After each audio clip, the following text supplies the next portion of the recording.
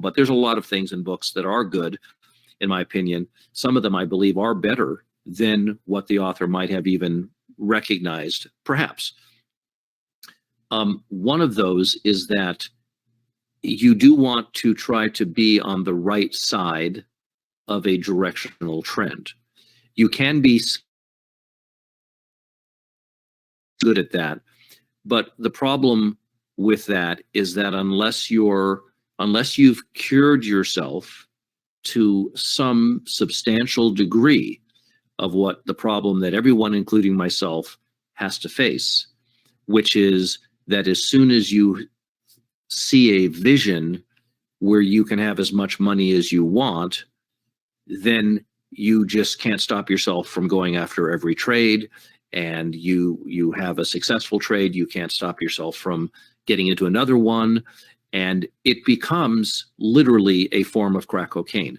Believe me, and I know you know this personally as well, a drug addict, you might feel very sorry for a drug addict, a person who's taking physical drugs because he's addicted. And there are ways that he could solve that, but it's hard on people's families, and it's very easy to feel sorry for them. But I would also tell you that you and I also have our own drugs. We also smoke our own blends.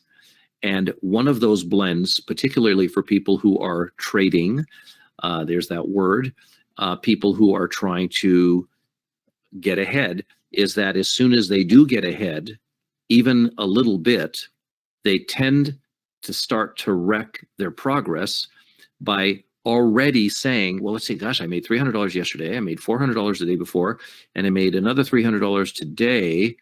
That's $1,000. God, if I could do that every day, then I would make this much money, then I could do this, and then my life would be different. The people love me. I'd get new sunglasses, on and on and on and on and on. And once that drug is taken over, you're worthless as a trader.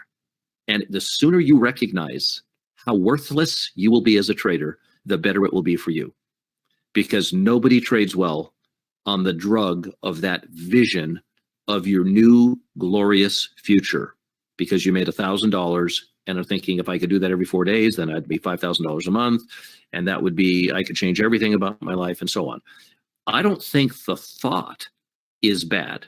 The thought that, hey, if I can continue to do this, then that would equal this amount of money. Nope, it's not the thought. It's your and my reaction. It's what we do with the thought is what the problem is. The thought is a fact. If you could do that every day, then you would have this much more money and you could do these things with that money. But then we wreck it with, losing all insight into the market because all you want to do is just make another round of money. So that's the problem most traders face. And it does take a kind of a new vision to get around that, a vision that doesn't include the idea that your greatness comes from the money, but a new idea that you're not interested in investing unless it's almost virtually guaranteed to you that you're not going to trade frivolously. And frivolously means being driven by the idea that everything's going to be real nice because you're going to make a whole lot of money. How many lottery winners you would say, well, here's a guy with $1,000, and maybe it's easy for him to throw that back because of his mentality. How many lottery winners do you think there are who have made anywhere from $5 million to $250 million, and all of it is gone? Every last stinking bit of it is gone. Well, there's a whole bloody bunch of them. And did that money go away because it flew out or they were robbed? No. The money went away because the thought, I just won $250 million. That's perfectly good. That's a fact. You just won $250 million. And maybe after taxes, it's, hell, I don't know what it would be after taxes, but it would be, let's just say it was $170, $170 million. $170, that'd be a tax rate, wouldn't it? Yeah, I won 250 in the lotto and I cleared $170. No, it would be like 170 million or 180 million. The person says to himself, I've got $180 million. That's a fact. But what he was doing with that fact in his mind is what made it all go away. That's what happens. So the dollar amount doesn't matter. We do want to get past getting, listen, do I get excited if I have a successful trade? Yes. Is there a money factor still in there for me? Yes. But the majority of what I'm doing is based on the idea that I'm actually only going to trade by exception. I'm not here to trade. Here could be in my home. It could be at this office. I'm taking Page Trader out of it. And I could be sitting in front of a screen anywhere, right? And say, well, I'm either going to trade or not trade. I don't do that. I don't want to do that. I don't want to think about it. All I want to do is find accuracy in advance of it happening. And that's what I'm interested in. And because I'm interested in that, I can tend to be correct more often. And if I want to, I can even trade it have a very high likelihood of being correct. That has been such a revelation for me that I always bring this up.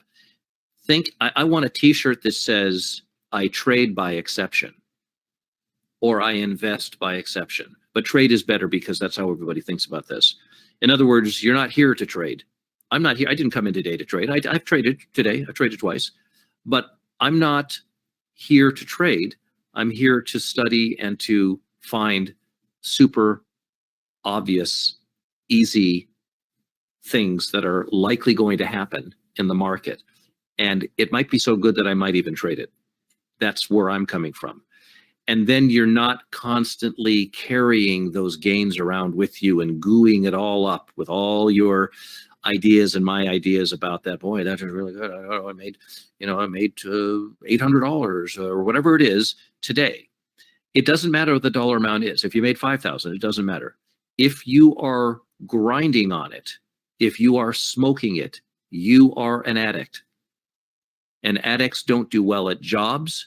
They don't do well at responsibility. They don't do well at execution. We don't want them flying our airplanes. We don't want them running important installations. And we don't want them trading their own money. That's what we don't want. So in order to do this well, you cannot be an addict getting high on money, because money won't make any good decisions for you. Your response to money isn't going to make any good decisions. I know I've talked about this before, but it is really something that if you can get past it even a little bit and stop having every time you have a successful trade, have it turn into a new vision of your, great life in the future. Why don't you just live your life and let whatever your gains are be used for living purposes, and even if that includes getting something new, instead of having to dream about it in advance. Have you ever asked yourself, why do you have to put that whole dream together? Why can't you just live now with whatever your success was? And ultimately, I've told you before, people are very good at dealing with failure. Even though they'll be on the ground crying their eyes out, they do deal with it. What people aren't so good about is dealing with success. And the markets and their opportunities really are a kind of a crack cocaine success machine. If you know what you're doing, you can do really well. And you're going to have to somehow learn to deal with that without destroying it. And the way to deal with it without destroying it is to not turn it into anything at all.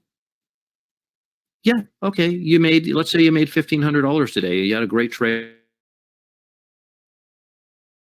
and something happened. Don't turn that into, well, gosh, if I did that every other day, that would be this much a month, and I could do this, and then my wife would be happy with me, and da-da-da. That's what I'm saying. Don't do that. Just, you made $1,500 today. Stick with the facts, and don't go to the second and third thought about it. You'll be so much more clear-headed. I really mean it. You'll be so much clear-headed that you can go in front of the markets and not be all amped up the next day to prove to yourself you can still do it. And that's what most people are doing. They're going back and they're amped up and they want to prove to themselves, listen, you don't need to prove to yourself. You'll know that you can do it.